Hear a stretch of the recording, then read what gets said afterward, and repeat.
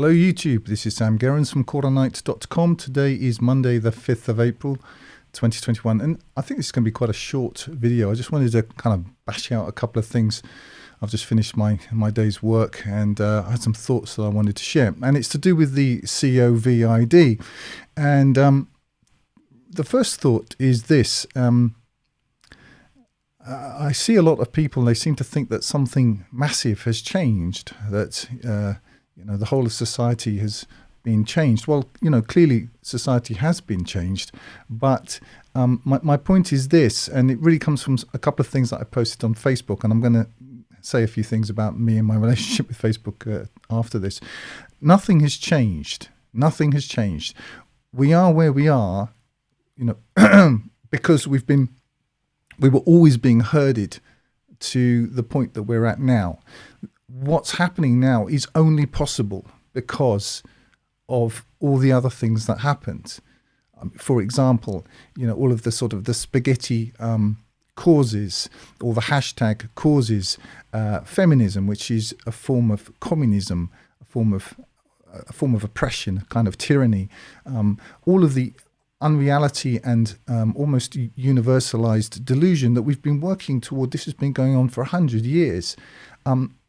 All of those things were necessary. If they hadn't happened, what's happening now wouldn't have been possible, because people would have just rebelled against it. There would have been, and anyway, people wouldn't have worked. All of the internet infrastructure needed to be in place. All of the total delusion, which I've just alluded to, all of the absorption in solipsism, which is what the sort of social media landscape gives people. All of those things had to be in place, and so the idea that something sort of fundamental has changed is not true. All that's happened is that the ruling elite who owned the old plantation are just moving the herd, as they see it, over the state line into a new, grottier, nastier, even more crazy plantation. But my point is, they owned the last plantation and they own this plantation too. It's not that something strange has happened. The think tanks and the huge funding sort of spigots, foundations, and I'm not going to sort of name names. I'm sure people who follow this channel will be able to sort of fill in the details. But those things haven't missed a beat. The billionaires who set up their what is it that they call themselves? Philanthropists. Yes, for philanthropy, if you look into that, it's really a way of setting up agendas that keep going even long after the person who set them up, or the people who set them up are dead. And so those things have been set up. There were those sorts of agendas and those sorts of organizations set up hundreds of years ago that are still feeding through into the plan that we're living through. So really to see this as sort of, whenever it was, February of last year, that everything changed. No, all that happened was we just sort of, we were working through an agenda, a business plan, and all that happened. We just turned the page and we're in, it's a new paragraph. That's all that's happened. So that's the first point. And my second point, which is related to this, is that, and I say this because I learnt yesterday that 3 members of my own family have taken what they're calling the vaccine. Now, vaccine is a very, it's a public relations term. It implies that you're being vaccinated against something. It's not a vaccine. It's gene therapy, and it's going to affect, firstly, it's going to affect your genetics and those of your children. And secondly, just because somebody bent over for it once doesn't mean that now you can run and play. They're going to be back for more. And I really relate this to what they did after 9/11 with the airports. Now, if you know me and know my channel, I mean, you know that I've had a history. I had a life before I started doing my work with the Quran, and one of those jobs I worked in the realm of public relations, which was very interesting, just seeing how it works. actually at a very high level. So what I saw was that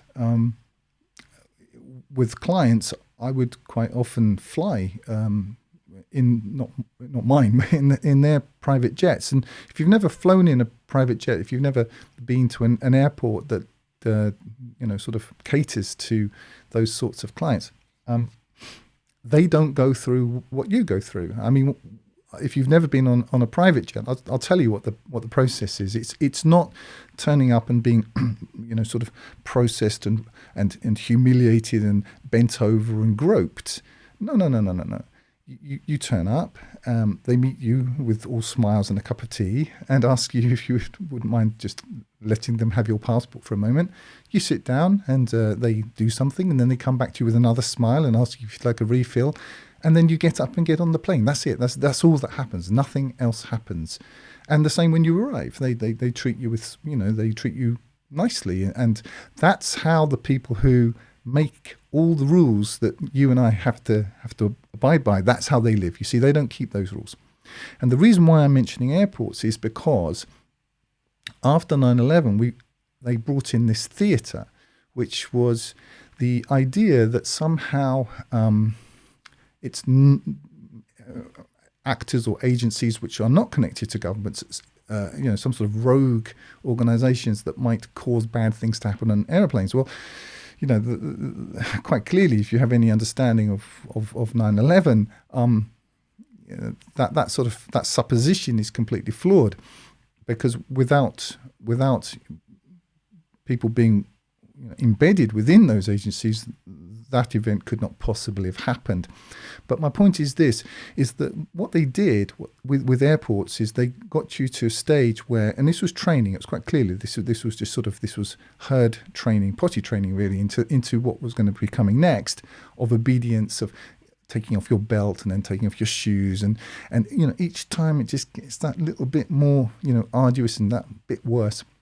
Because what they're really training you, what they were training you to do was, once you've got through all of that and you've jumped through all the hoops, you sort of come out from that into the beatific kind of haze of duty free, where suddenly you can run and you can go and buy things, and suddenly you're free again. And so what you've been trained to do is to kind of hold in your natural, if you're a normal human being, your natural desire to punch people in the face, which is how it affects me.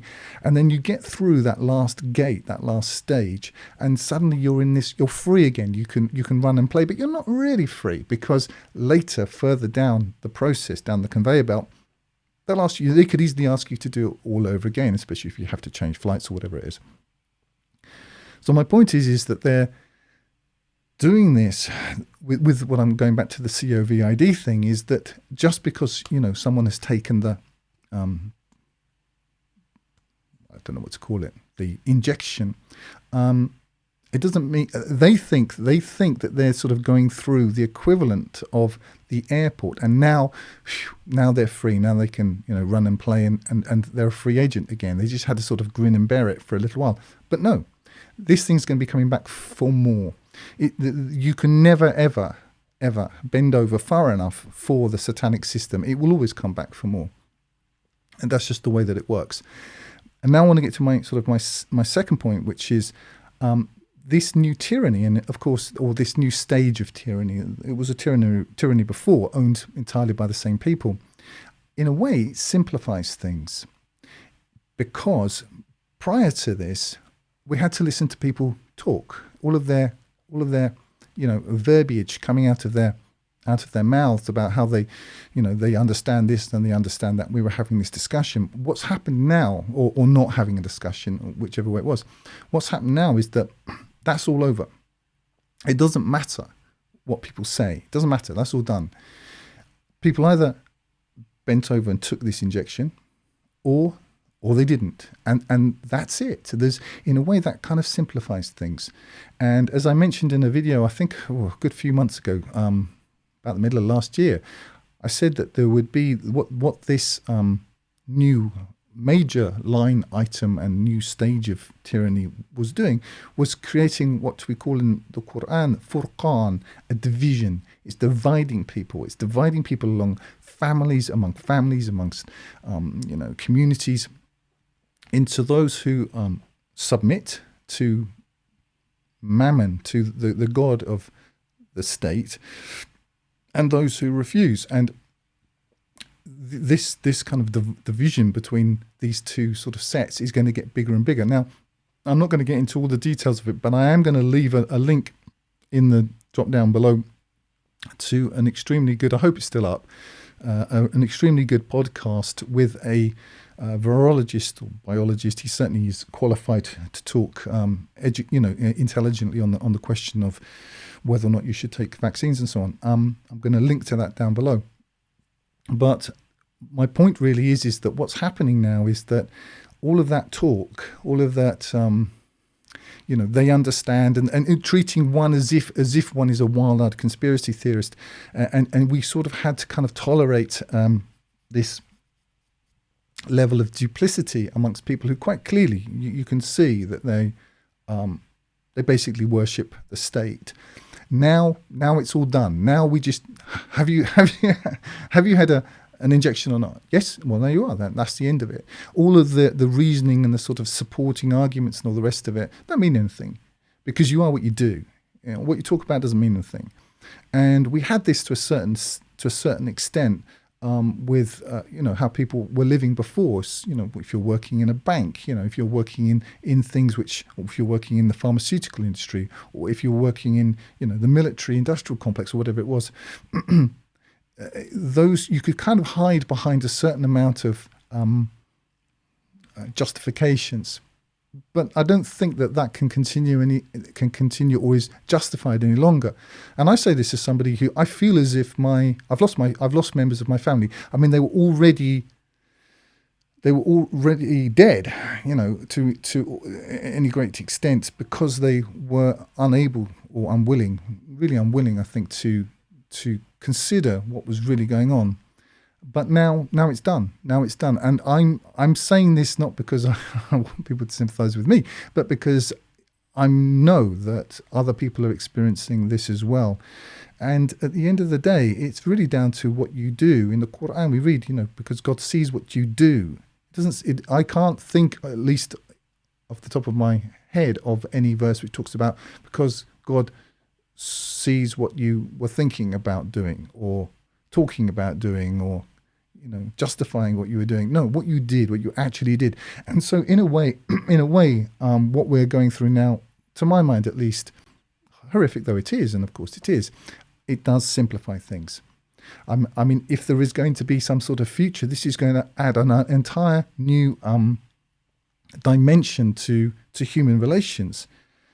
Even as it was, if you were on the dating market, if you were looking for a wife or a husband, up until 2 or 3 years ago, a very good thing to include in any sort of preliminary discussions is, how you feel, how your potential partner feels about vaccinations, because you're going to have to be united on that.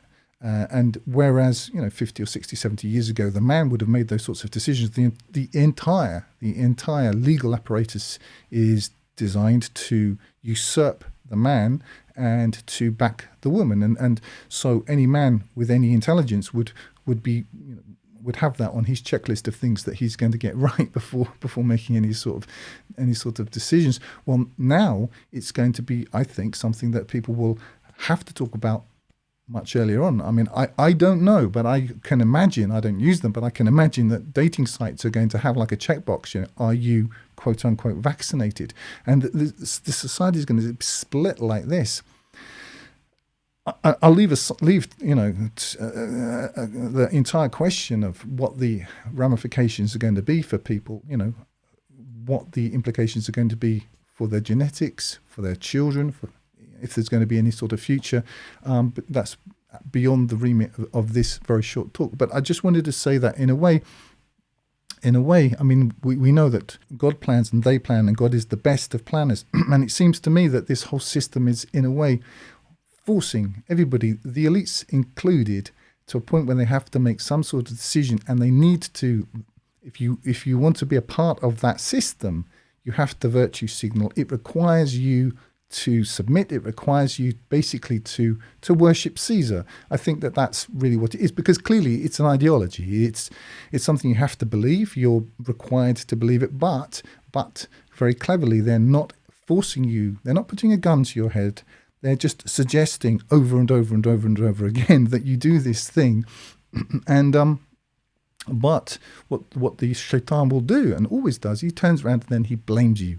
I called, you followed, I'm quit of thee. Now that, I believe, is going to apply to the elites themselves further downstream. I don't want to get too far into that right now, but I just wanted to share those couple of thoughts. Now, the last point to do with Facebook, because I know a lot of people send me stuff on Facebook, add me as a friend. My relationship with Facebook is quite sort of, I spend about 5 minutes on there a day. I post a couple of things. I don't really use it very much, and people who send me messages and unsolicited messages, I might quickly scan them, but I don't really get into it. It's not a way to think you can sort of interact with me. And now I don't add people. I think you can follow people. If you can follow people on Facebook, then there's nothing that you can gain by being my quote unquote friend on Facebook that you can't get anyway, because everything that I have, I don't have any unseen stuff that you have to be my friend to see. There's nothing there. I don't have pictures of me and my wife or my cat or whatever it is. I just post stuff and go away. That's it. So there's nothing to be gained, and I've stopped adding people who ask to be my friend, because then I have to look at all their stuff. It's just horrible, and you just have to see all of that. And I have a sort of a stream which I've kind of got into the sort of shape that I like it, because it allows me to sort of pick up from about 15 or 20 key people some interesting stuff. And I don't want to see people's lunch in Karachi. It is not interesting to me, so I just don't do that anymore. But if you know how to follow someone, you can follow me if you want. Probably downstream, when I get to the end of my work and the end of my project, the Quran, A Complete Revelation, which the final version of that, as I said before, is finished. I'm now working through the God Protocol, and in the next few weeks that's going to be finished as well, God willing. I'm really using my Facebook platform, if you want to use that, just to, when that's all done, to make a few announcements. After that, I haven't made a final decision, but I may well just close it all down and sort of, I don't know what I'm going to do after that, but probably that's what I'll do. I have very little interest in it. So it's if you've tried to sort of friend me and I've ignored you, it's nothing personal. I just haven't responded to anybody in quite a few months. So that's that. Anyway, I wanted to share those couple of thoughts.